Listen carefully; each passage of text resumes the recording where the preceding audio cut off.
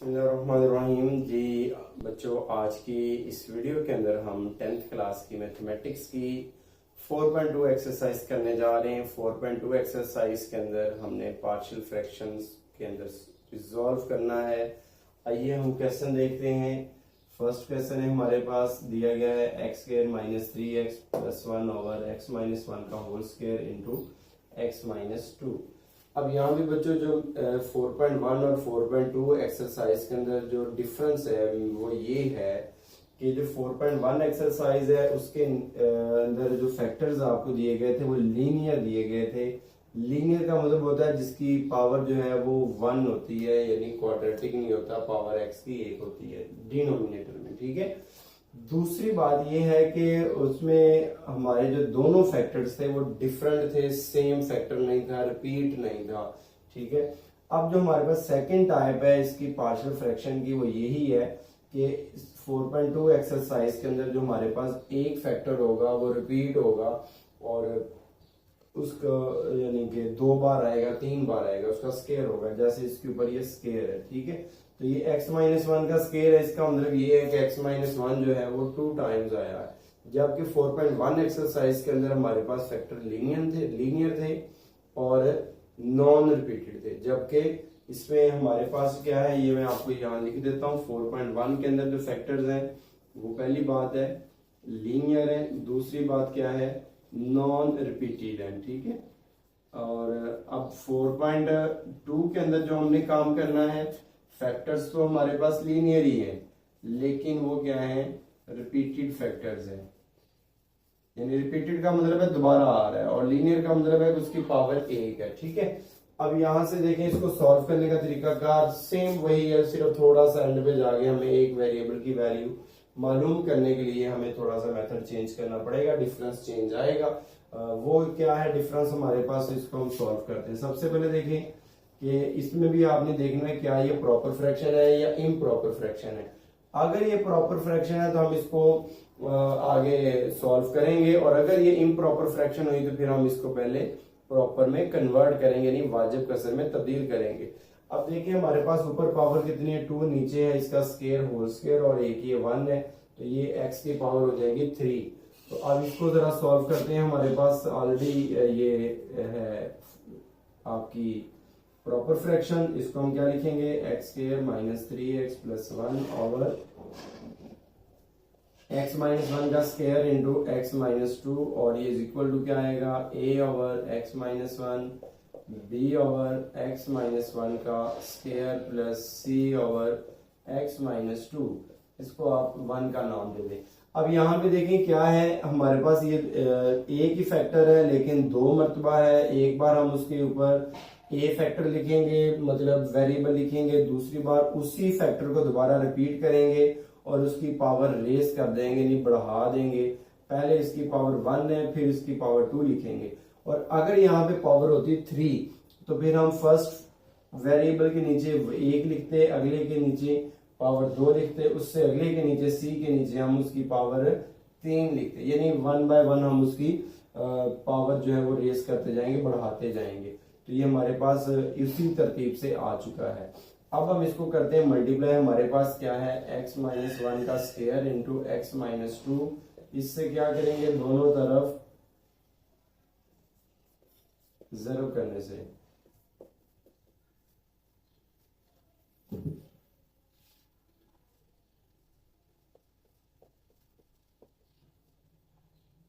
Multiply करें x square 3x plus 1 over x minus 1 का square into x minus 2 is equal to, इससे भी multiply होगा x minus 1 का square x minus 2 multiply by a over x minus 1, फिर x minus 1 का square x minus 2 multiply by b over x minus 1 का square आएगा। ठीक है। और फिर प्लस x माइनस 1 का square x minus 2 multiply bye c over x minus 2। अब यहाँ पे ये सेम है, ये कैंसिल हो जाएगी, ये एक जो है ये एक कट जाएगी, पावर 2 है नीचे 1 है तो ये कट जाएगी, बाकी बच जाएगी। ये स्क्वायर वाली सारी कैंसिल और ये x माइनस 2 एक्स माइनस 2 से कैंसिल हो जाएगा। ठीक है। अब इसको सिंप्लीफाई करके देखेंगे हमारे पास जो बाकी बच चुका है वो क्या है। ठीक है, हमारे पास आएगा जी x square minus 3x plus 1 is equal to A into, देखें हमारे पास x माइनस 1 बचा और x माइनस 2। ठीक है, b इंटू क्या आएगा x माइनस 2 और c इंटू क्या आएगा x माइनस 1 का स्क्वायर। इसका नाम आप इक्वेशन 2 कर दें। अब देखें यहाँ से हमने बारी बारी जो है फैक्टर्स को जीरो के इक्वल लेना है और लेके हमने इसकी वैल्यू पुट करनी है। x minus 1 is equal to 0 और x इज इक्वल टू 1 आ गया और ये आप पुट कर दें इक्वेशन 2 के अंदर कि putting x is equal to 1 in equation 2। जब 2 में पुट करेंगे देखें जरा ध्यान से जी, 1 का square minus 3, 1 plus 1 is equal to a into 1 minus 1, फिर 1 माइनस 2। जहां जहां पे x होगा वहां वहां पे हम उसकी वैल्यू पुट कर देंगे। ठीक है, 1 माइनस 1 का स्क्वायर।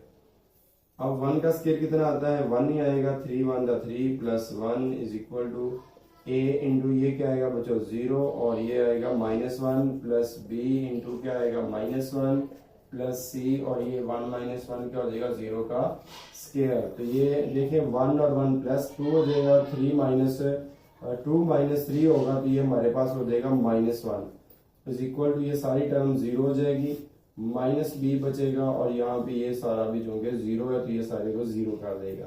तो ये b की value minus 1 is equal to minus b, minus minus से कैंसिल तो b का आंसर आ जाएगा हमारे पास है 1। अब हमने निकालनी है बच्चों b और c की और a और c की वैल्यू।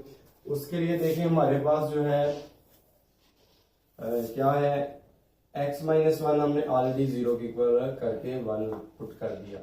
अब ये हमारा जो फैक्टर है ना x माइनस 1 का स्क्वायर, ये नहीं हम करेंगे। मतलब क्यों नहीं करेंगे, यहाँ पे देखें कि अगर हम x माइनस 1 का स्क्वायर इज इक्वल टू 0 कर भी लेते हैं तो ये अगर अंडर रूट लेते हैं तो हमारे पास x minus 1 is equal to 0 ही आएगा अगेन और वो इसकी x की वैल्यू 1 ही आएगी। तो फैक्टर चूंकि सेम है वही उसको हमने रिपीट करके लिखा हुआ है, इसलिए हमारे पास अगेन आंसर जो है वो b का ही आएगा। तो इसका फायदा नहीं है, जरूरत ही नहीं है। अब हम करेंगे x minus 2 is equal to 0, x minus 2 is equal to 0 और x इज इक्वल टू क्या हो जाएगा 2। अब ये दर्ज कर दें। ठीक है, मसावात 2 में x इज इक्वल टू 2 दर्ज करने से, जब दर्ज करेंगे देखें क्या बनेगा, जहां जहां पे x है वहां वहां पे आप 2 पुट कर दें। x स्क्वायर है 2 का स्क्वायर माइनस 3 इंटू 2 प्लस 1 ये आ गया। अब a इंटू क्या होगा 2 माइनस 1 फिर 2 माइनस 2, x के यहाँ पे 2 इधर x के यहाँ पे 2 फिर प्लस b आएगा b और इंटू 2 माइनस 2 फिर प्लस c और 2 माइनस 1 का स्क्वायर। ठीक है, अब इसको आपने कैलकुलेशन करनी है, सिंप्लीफाई करनी है और कैलकुलेशन देखें जी 4 minus 6 plus 1 is equal to a into 1 into 0 plus b into 0 c और ये 1 का स्क्वायर। 2 माइनस 1 तो 1, 4 और 1 5, 5 माइनस 6 करेंगे बच्चों 1 आएगा माइनस 1, ये सारी 0 हो जाएगी, फिर b भी 0 और ये c बचेगा 1 का स्क्वायर चूंकि 1 ही होता है तो यहाँ पे c की वैल्यू आ जाएगी माइनस 1। अब हमारे पास रह गया है आपका आंसर a का।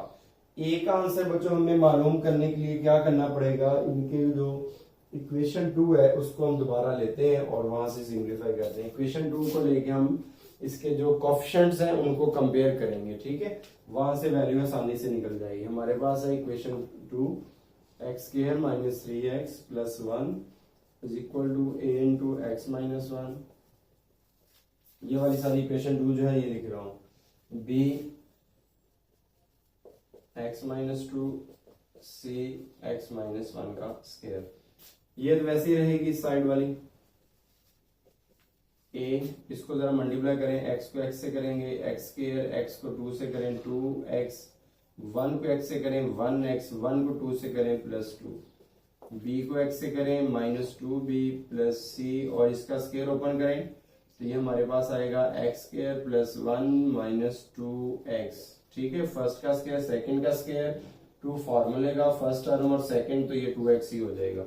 अब यहां से देखें मजीद हम करते हैं x square 3x plus 1 is equal to क्या आएगा a एक्स स्क्वायर, ये 2 और 1x, ये हो जाएगा -3x प्लस 2, ये वैसे ही आएगी अभी bx माइनस 2b, फिर cx square plus c minus 2c, x मैंने c को अंदर मल्टीप्लाई कर दिया, ब्रैकेट ओपन कर दी है, ठीक है। अब यहाँ से ये वैसे साइड चलती जाएगी हमारे पास, x square 3x plus 1 is equal to, a को भी अंदर मल्टीप्लाई करें, ax square minus 3ax plus 2a, आगे वाली सारी वैसे ही अभी लिख रहा हूँ, minus 2b plus cx square plus c minus 2cx। Next देखें। अब बच्चों यहाँ पे आसानी के लिए डायरेक्ट भी कर सकते हैं, आसानी के लिए आप लोग ये देखें कि एक्स स्क्वायर वाली टर्म्स, फिर एक एक्स वाली, फिर विदाउट एक्स वाली जो कांस्टेंट टर्म्स हैं, इनको आप अरेंज कर लें, तरतीब दे दें। तो क्या होगा, ये ए एक्स स्क्वायर और कौन सी है, ये C x square minus 3ax plus bx minus 2cx, यानी ये मैंने x वाली जो है ना वो एक साथ लिख दी। पीछे बचा हमारे पास 2a प्लस माइनस 2b और प्लस c। ये देखें हमारे पास यहाँ से a प्लस सी कॉमन आएगा, एक्स स्क्वायर कॉमन, तो a प्लस सी बचेगा coefficient, plus minus 3a plus b minus 2c। इन तीनों रकमों से जो है हमारे पास क्या आएगा, x कॉमन आ जाएगा, और ये 2a minus 2b plus c और ये कांस्टेंट, ये इधर वाली वैसे ही, ठीक है। अब यहाँ पे देखें हमारे पास सिंप्लीफाई हो चुका है, अब जस्ट हमने इसको कंपेयर करना है। कंपेयर क्या है कि ये हमें दी गई है इक्वेशन, और इक्वेशन है यानी इक्वालिटी है, बराबर है, इसका मतलब ये है कि ये वाली साइड जो है वो इस साइड के बराबर है। कंपेयरिंग कोएफिशिएंट करेंगे, हमारे पास क्या आएगा, कंपेयरिंग कोएफिशिएंट्स जब कंपेयर करते हैं, जिसका मतलब ये है, जरा अंडरस्टैंड करें ध्यान से कि इधर एक्स स्क्वायर के साथ देखें क्या लिखा हुआ है कोएफिशिएंट a प्लस सी, और इधर देखें एक्स स्क्वायर के साथ क्या लिखा हुआ है 1, तो ये इक्वल टू हो जाएगा 1। इसी तरह आप ये वाला पूरा फैक्टर, एक एक्स वाली टर्म को आप इसके इक्वल ले लें, इस सारी को आप 1 की इक्वल ले लें, लेकिन हमें इन सबको लेने की जरूरत नहीं है, हमें आंसर चाहिए, आपको b का भी आ चुका है, c का भी आ चुका है, आपको चाहिए सिर्फ a का।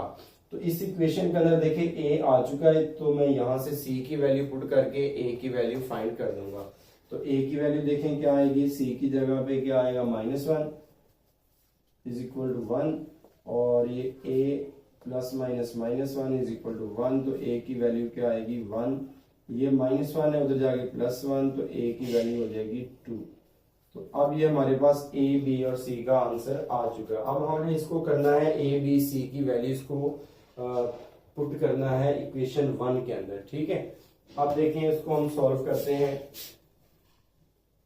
चलो यहीं पे हम कर लेते हैं।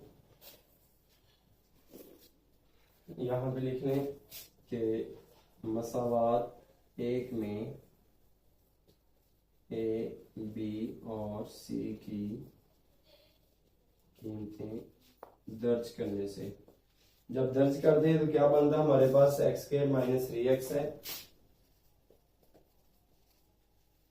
प्लस 1 और x माइनस 1 का स्क्वायर इंटू एक्स माइनस 2, और ये इक्वल टू आएगा, a की जगह पे देखें क्या लिखा हुआ है 2, तो ये 2 ओवर हो जाएगा x माइनस 1, और b की जगह पे क्या आंसर आया है, ये देखें 1 लिखा हुआ है, तो ये आ जाएगा 1 ओवर x माइनस 1 का स्क्वायर होल स्क्वायर, और ये c का आंसर क्या है हमारे पास -1। जब ये माइनस पुट करेंगे यहाँ पे, तो आपको पता है ये माइनस और ये प्लस, तो ये प्लस माइनस माइनस ही हो जाएगा, ठीक है। तो ये माइनस क्या आ जाएगा 1 ओवर x माइनस 2, तो ये हमारे पास आपका आंसर आएगा, जो कि दी गई कसर का, फ्रैक्शन का जो है वो पार्शियल फ्रैक्शन है।